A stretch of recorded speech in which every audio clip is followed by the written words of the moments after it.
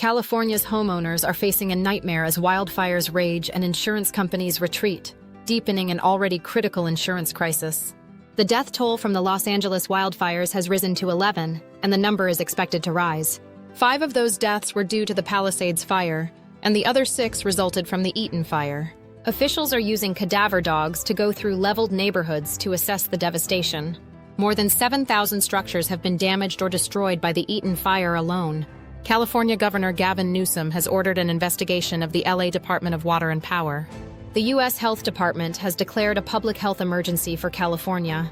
Joe Biden likened the fires to a war scene and warned the death toll is likely to rise. Kamala Harris described the situation as mass devastation. The state of California has issued a 1-year moratorium preventing insurance companies from canceling or refusing to renew home policies in affected areas. Los Angeles Fire Chief Kristen Crowley criticized city officials over the water supply issues that hampered firefighting efforts.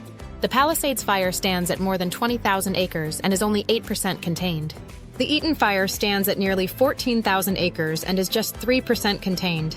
Mexico is sending a team of firefighters to support California's battle against the wildfires. The Walt Disney Company pledged $15 to initial and immediate response and rebuilding efforts. The IRS is offering relief to individuals and businesses affected by the California wildfires. A curfew order has been issued for Palisades and Eaton fire evacuation zones.